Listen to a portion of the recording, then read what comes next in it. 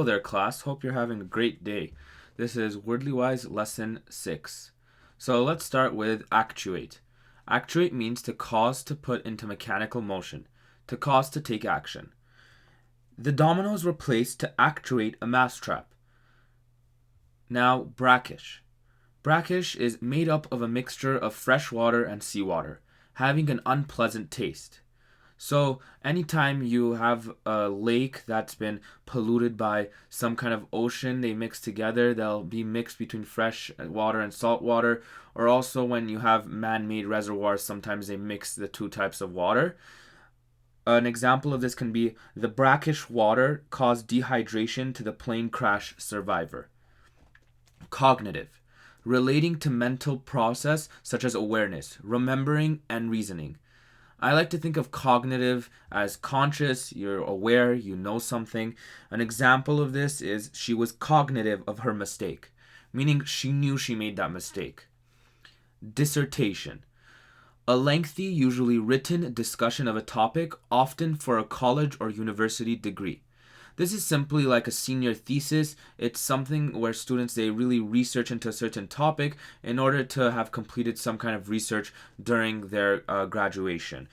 An example is a civil engineer's dissertation usually includes urban restructuring plans. Dolorous, causing or marked by pain, misery, or sorrow. The dolorous funeral of her son made her wish she was dead. For a mother, one of the most painful things can be for their kid to die, so therefore it would be very painful. It would cause misery, sorrow, so it's dolorous. Endemic is widespread or peculiar to a certain place or among a certain people. The endemic of yellow fever affected Native Americans.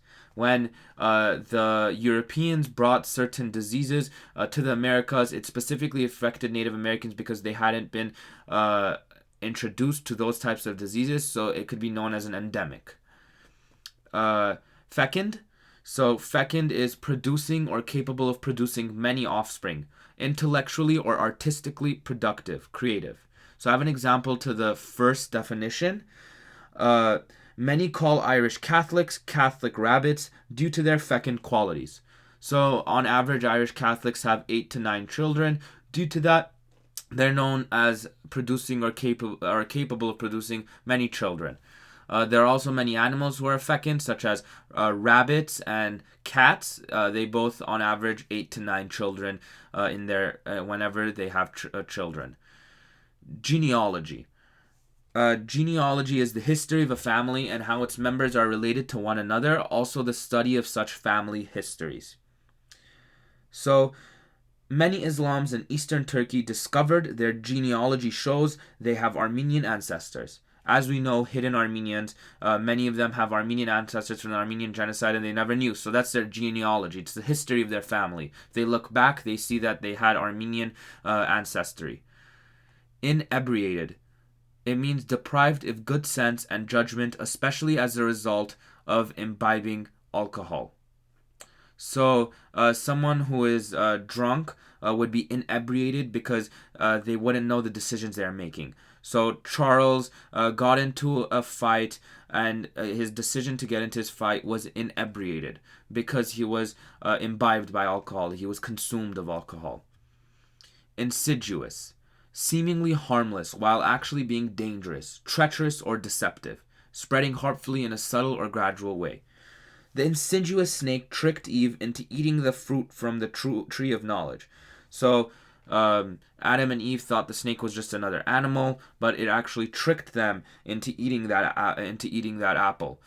So it was an insidious moment whenever they were tricked. Interloper, one who intrudes on or interferes in the affairs of others. Julia's mother-in-law is known as an interloper, even getting involved in her decisions for her child. So someone who gets involved in places they shouldn't be. Whenever two spouses have a child, it's up to them how they want to raise their children. It's not for someone else to interfere and to comment heavily. Of course, they could give advice, but commenting heavily would make you an interloper. Or someone who spreads drama and talks about other people's relationships is also an interloper. A precursor is a person or thing that comes before and indicates the approach of another, a forerunner. 8-winged angels are precursors of God's arrival. So God's protected by 6-winged and 8-winged angels. Many times before God appears in the Bible, he has these 8-winged angels around him, and it's a precursor. So if you see these angels, that means that God must be behind them. He must be guarded. He's on his way. Other precursors can be climate change is a precursor of a drought. You could say anything that causes or comes before something. It's not necessarily caused, but it comes before. Armenian mothers like to say warm weather is a precursor of earthquakes, but that's not true, but that's what we like to say. Presentiment, a feeling that something is about to occur. The mother's presentiment warned her of her kid's accident before it happened. So there's this idea of mother intuition. So that can be a presentiment because a mother knows that something's going to happen to their child even before it happens for some reason. Just a feeling inside of them, another sense. Ramification.